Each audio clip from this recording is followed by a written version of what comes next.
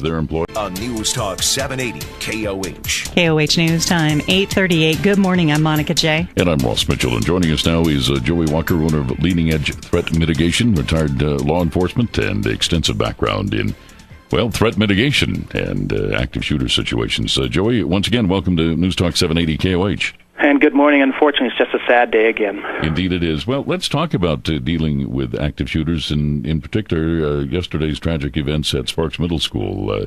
From your observation, what could have been done differently to change the outcome of something like that? Well, the first thing that needs to be known is that every shooter, specifically an active shooter, a school shooter, there's no profile for that specific person. So you can't, look into your community, look into your school districts, and decide who the shooters are and who they're not. Secondly, understanding that every shooter has the potential for being homicidal as well as suicidal. So law enforcement understands and deals with this threat because their overwhelming response yesterday just pretty much proved that they understood the threat.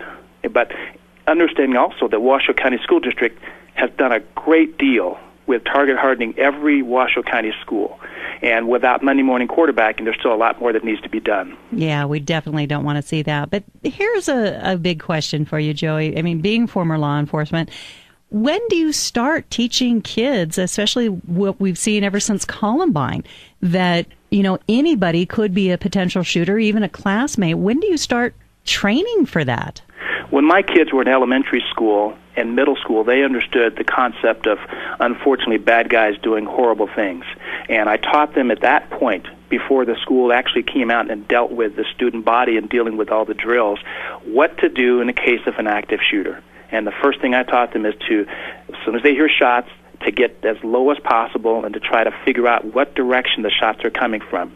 And then if they can scramble to an area that they can get behind, something that would stop or slow down bullets, and then try to escape from that area. They knew that from very early on. Now, for the naysayers out there, though, is that realistic for people who think that, no, these are kids, they need to be children, they need to, have a child's life, they can't understand. Yeah. Is that realistic in today's times? I believe it is, based on everything that's been going on in our community and our entire world. We teach kids, if you look back in the days when we were young children, we were working on the Cold War threat, and we were teaching kids what to do if they had a situation. We were going underneath the desk and having those drills. And look at us. Did it really damage us? Well, Ross, maybe I...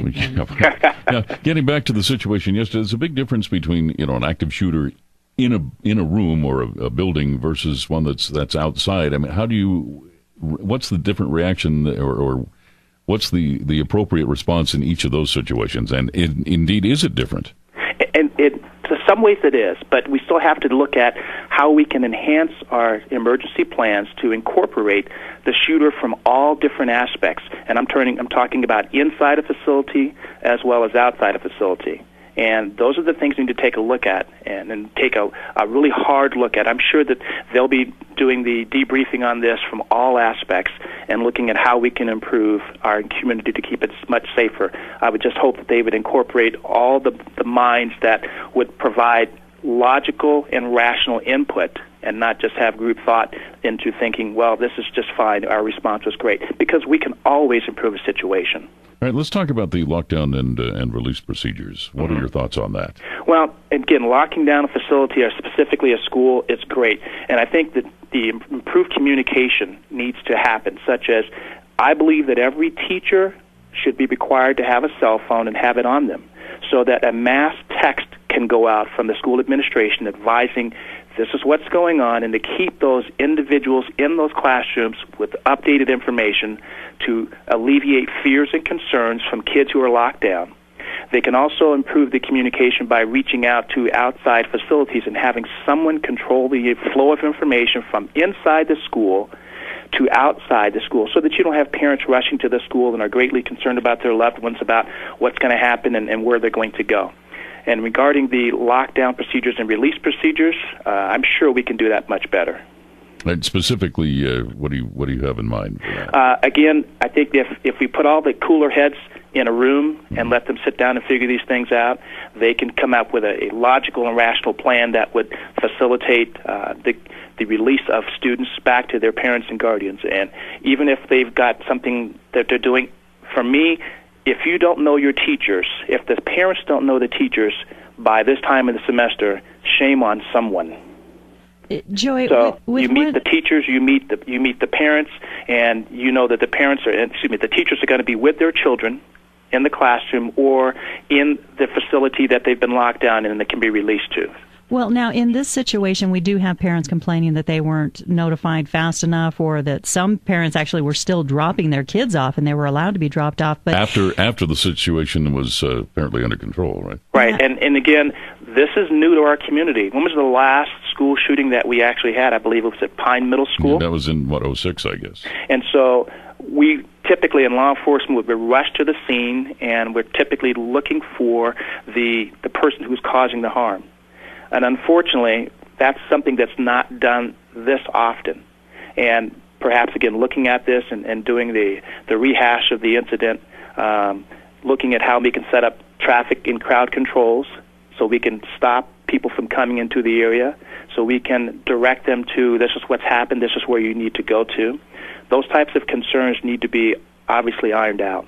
All right, you have a suggestion for utilizing retired law enforcement in our schools. Absolutely. I mean, if you look at the amount of law enforcement officers who are retiring throughout the nation, and in one day these guys were patrolling our communities and they were safe with guns, they're the same guys and gals who are retired today. And those individuals could be utilized to support any school district police department, any community. And those personnel would be armed, trained, and placed at every school prior to, during, and after the school day. And those individuals are used not just to break up fights, because that's not what they're really needed for. They're used for deadly force encounters. Now, retired law enforcement often retire from law enforcement and pursue a second career, so why not something like that? Absolutely. How would that though affect their retirement, since they're still working for government in a sense? Well, and in situations like that, I'm sure that legislation could be developed that would exempt those individuals from going over their retirement allotments. All right, and we're running out of time here, but very quickly, the shooting at the bank last week, what went wrong there? Well, again, try not to Monday morning quarterback, right. But in any situation where you're dealing with an armed encounter, the last thing you ever want to do is confront the person who's armed. If it's the bank's money, they're insured. Federal Deposit Insurance Corporation has specifically insured each bank so that you don't have to worry about it. It's the bank's money. And I hate to say it that way, but it's the bank's money. It's not this individual's money. So allow that individual to conduct their illegal enterprise, leave the facility, be a great witness, and contact the police to advise what you've seen. All right. In the meantime, if people would like to know more about the threat mitigation training for their companies, their employees, they can contact you how? I'm at leadingedge.com. So they can also email me at joey@leadingedgeclasses.com. All right, Joey Walker, as always, thank you for joining us on Reno's Morning News and bringing your insight and experience in these tragic matters to us.